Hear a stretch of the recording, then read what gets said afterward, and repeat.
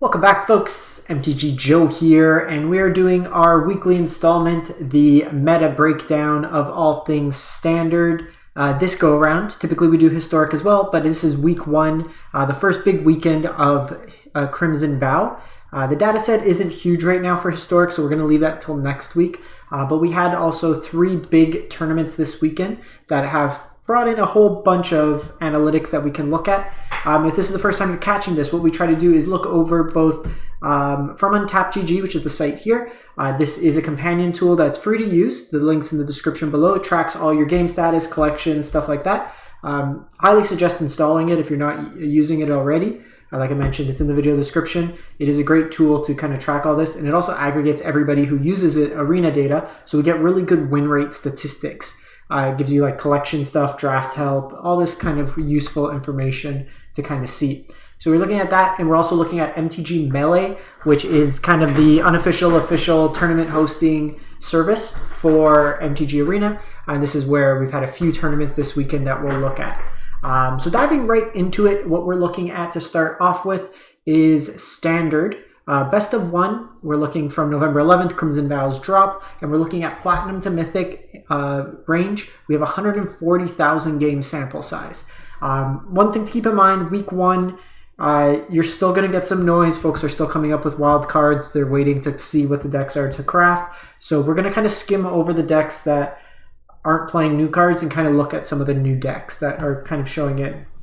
Obviously, Mono White Aggro, doing really well. This one version's at 68%. What we see is this newer version. So the cards that we're seeing new in some of these decks, Hopeful Initiate, 1 mana, 1/2 training. When it attacks another creature that's bigger, you get to put counters on it, and this can be, you can remove counters from it to destroy artifacts or enchantments. So think Paladin class, Meat Hook Massacres, Chariots, anything of that. This is also playing Thalia, Guardian of Thraben, or as I like to call it, the card they always have on turn 2 when I'm playing a control deck. This card is really good at taxing your opponent, kind of making them play off curve. So a lot of them are adapting to have 3 or 4 of them in the deck. We did a quick day 1 most played cards in standard. The video's in the playlist if you want to check it out. And this card was like had 4 times more than the second place most representation of cards being played. So Thalia is a big one. Mono black controls, pretty much standard. We're seeing this Jeskai turn decks. Basically, it's Lier and then Hullbreaker Horror, which is, in my opinion, the best card in the set. It is the most fun card to play, at least in my opinion. It's just so powerful, and this is basically shoring up some of the weaknesses of the Izzet deck. Against more aggressive decks, you have Sunset Revelry to gain you some life, and you're basically looking with Galvanic Iteration, take a bunch of turns, bounce all your stuff, and tempo them. So we have that as a Jeskai's version. With Mono Green, this version is unchanged. We have a Selesnya human deck with a bunch of new cards as well. Hopeful Initiate and Thalia, which we've already mentioned. But then you have the Hamlet Vanguard, a 3 mana that comes in with 2/1/1 counters for each other non-token human. If you're playing this on curve, even just going 1 drop, 2 drop into this is a 3 mana 5/5 with Ward 2. Think Lovestruck Beast, but without the conditions, and it has built-in protection. So it seems pretty sweet there. Also Tauren's Fist of the Angels, 3 mana 2/2 training, so it's like reverse mentor. And then whenever you cast a creature spell, you get to create more human tokens with training. So your creatures create creatures that then grow bigger thanks to your other creatures, and it's the inception. One really quick thing to point out with Untapped, what's really cool is you can see here, like, it'll tell me what decks I can copy right away into MTG Arena. I have all the cards, and it'll tell me which ones I'm short, how many cards I'm short. So this particular list, if I wanted to build it, I need 5 rare wild cards, which if you have any of those hanging around, I would love some because I'm out. But in any case, Goblins we already know. This Rakdos control list was already one going around. First look at a new mono green list. And this is actually, I think, the version I posted, or some like a potential version, but you're seeing the Ascendant Pack Leader, the Cemetery Prowler coming in. So 1 mana, 2/1 gets bigger with 4 drops. 3 mana, 3/4 Vigilance, exile, and reduce the cost on spells that you're casting, depending if it's creature, land, whatever it may be. And the Uvenwald Oddity, the Questing Beast Light, 4 mana, 4/4 Trample Haste, and then you can flip it and buff up the team. Most of the games I've played with this just came down and closed out the game on its own. So this was a powerful card that I've liked. We're seeing Izzet 8 turns. I think this was a CGB deck over at Go Blue. Basically, the Dragon's Shell with Mana Form and take all the turns and smash your face. We see a Dimir control deck. It's like the first time I've ever seen Dimir with a positive win rate. And what we're seeing, basically, the Lier. This is kind of like the new Best Friends. You'll have Lier and Hullbreaker Horror with a bunch of bounce effects. We're seeing Dreadfuge, which is a kind of discard effect that can scale up late game with Cleave. You have your Shadow's Verdict, it's kind of your sweeper package. You're also seeing Hero's Downfall as some removal. Main win conditions, obviously these two, plus your Halls and Hives. Dimir Zombies. We actually played a mono black zombies list that'll go up today if you're watching this on Monday or Tuesday, depending if I could get it edited in time. The mono black version was really good. These two cards were really, really good in the zombie shell. This version here looks like it's playing off Necro Duality to copy your Scabs, get some value there. So lots of new zombies here kind of playing in. You have your Geralf and some other cards. And then you have the Rakdos Vampires. We played this list. This one is from Gabriel Nassif, Yellow Hat. We played this in best of 3. If you want to check out the video of this deck, Nassif got #1 Mythic with it. It's in the playlist for Standard if you want to check it out. This one in best of 1 is hovering around 51%. It does help with the sideboard, I find. You could bring in like sweepers and stuff like that to hedge up the matchups. And this looks to be a Golgari, Harness Infinity, Toxrill. I think this is Ali Eldrazi's list, but it's just a big Golgari control, like what we've seen, the Blood on the Snow style packages, to kind of play around that. Interestingly, they have Rhinewood Falls. Do they have anything that needs green mana, or blue mana? Oh, just Toxrill's ability, sacrifice a slug. So it's just kind of fetch for the activated ability. So it's best of 1. It's still a little bit early in the week. We get to see what's kind of new here. You can download like through Untapped, even visiting their site. You could copy to see. We have best of 3 now. Platinum to Mythic, 16,000 games. Best of 1 typically is always more popular. And the first one up, this is Seth Manfield's list. He's currently in the top 8 of the Red Bull tournament with it. It is the new Izzet turns, no turns. They didn't update their name, but basically it is a Lier, Hullbreaker Horror, counter, bounce, kill, everything, kind of Izzet control shell. Got some dragons in the side. Seeing a lot of these Flame Blast bolts coming out of the sideboard, just exile removal, cheaper ways to interact with like Thalia and the 1-drops out of the deck. But nice little Izzet deck there. We have Mono Green Stompy. This is the particular list that comes from Rumty. We played this one. This one is up on YouTube as well if you want to see some action of this deck. What I try to do with a lot of these decks is have gameplay. So if you're ever interested in some of these decks, always check the respective standard or historic section of my channel. We usually have gameplay videos just to see how these decks played out. Rumty went 48-7 with this from Bronze to Mythic in one stream. He went 32-0 at one point, which is just mad. I went 1-3 and consistently never drew more than 1 or 2 lands, so just kind of weird variance. The games that I did get to play, and the reason he kind of approached it, you'll notice that there's no Escos Chariot in this. He really wanted to maximize Ranger Class 4. So there's a lot of cheap 1-drops, and like the game where I went off, like I was playing like 4 or 5 creatures a turn off the top of my deck, and then you're just kind of fueling your Uvenwald. So the deck's sweet when it goes off. So definitely check that out. We see the Rakdos Vampires. This is the list from Yellow Hat. So this is something that we played as well if you want to see gameplay of this. I know he's been tweaking it a little on his channel as well. One thing I personally did was I added a Meathook Massacre over 1 Vampire's Vengeance in the side. I think I would cut these Vengeance and just go Crippling Fear. It's just a little bit better because there's a lot of 3 toughness stuff that kind of gets you. But there's some good shells. The cards that really stood out, I'd play 4 of these, the Voldaren Bloodcaster. This was really good. I like this, but I've seen a lot of lists this weekend playing Henrika in some numbers, and it just seems like a very flexible card. Overwhelmingly, this card sucked, I found in these decks. might be like the best matchup for this would be a control deck, but something like Is It That We're Seeing Control has so many 1 or 2 mana answers, even Cinderclasm to take care of it. I found like I was boarding out this card every turn. This at least deals a damage. It triggers the damage to get Socialite or Florian to trigger even when you can't attack, and it makes more blood tokens that you could kind of cycle through. But we played some really good matches with it if you want to check it out. This looks to be same version. No, this one's got Shatter Skull Smashing instead. So just kind of like tweaks to the mana base and stuff. We see some mono green, some mono whites if you are looking for best of 3 mono white. The Guardian of Thraben. Valor's Stance is something you're probably going to see more increasing. It kind of serves 2 things. It protects your creatures, but it also destroys target creature with 4 more toughness. So if we're looking at something like Is It, it kills both Lier and the Horror out of that deck. So something to consider with that. Mono green, nothing new.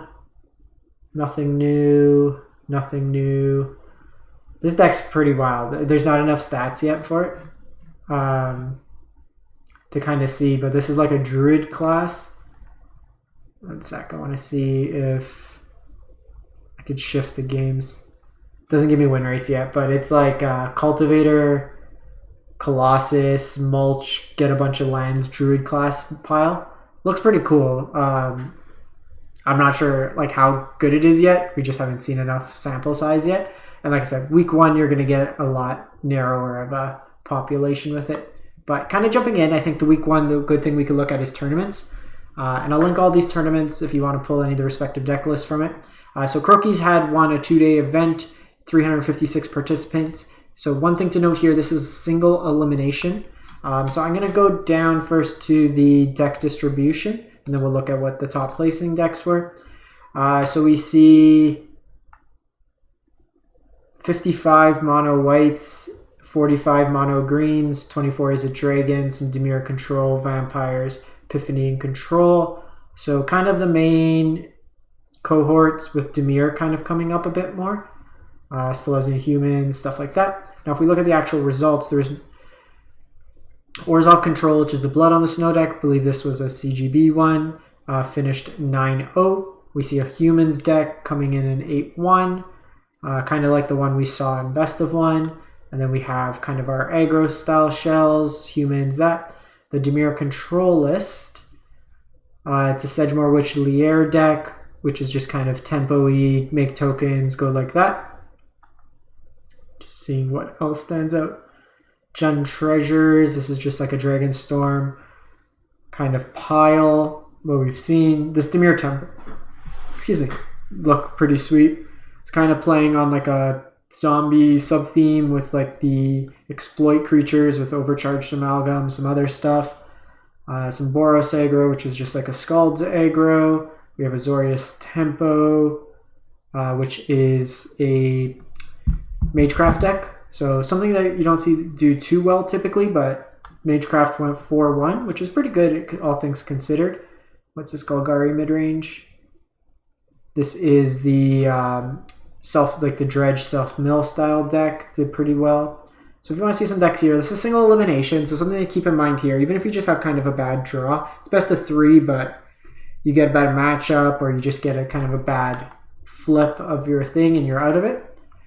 We have the Red Bull Untapped, so 979 participants that showed up for this one. And this was a 2-day event as well. This is still ongoing, I believe. We'll just take a look. Oh, they're still going through their things. But if we're looking at the top tables, got mono white aggro. Let's just take a look if there's anything super innovative other than Thalia. Really just the Thalias in this. Yep, just Thalia coming in. Dimir Control actually 10-01. They have intentional draw. This one's an interesting mix. You have Sorin in here with Nighthawk Scavenger, Graveyard Trespasser, and Illimerith. So kind of a more mid-rangey, chunky version. Some interesting spells like Wash Away is your counter spell. Infernal Grasp coming in. So bit more ways to deal damage. You got Meat Hook to catch up, Sorin to give you some card advantage. Mono black zombies. I kind of took this list as our starting point for the mono black best of one deck that we built today. This deck was really good. I didn't play the Headless Horseman. I just went up to 4 of these, cut down 2 of these, went up Shambling Ghast, and went some Village Rites, and it played really, really well. Well, that list was really impressive. We see the mono white aggro list, Jund Werewolves, kind of sweet. Got an Arland, Reckless, Werewolf Pack Leader, Tovolar, Ascendant Pack Leader, only 2 of. So the red mythic, what's this? Oh, the can't be countered spell, put creatures into play. That one's interesting to see in there. So kind of an interesting shell here. We'll have to revisit the Werewolves deck in the future. We have Epiphany, we have Is It Control, Seth Manfield, this is the one we mentioned. The Epiphany decks. Back on Frost and Fire, it seems. Hallbreaker Horror in the side. So there's a good mix in this.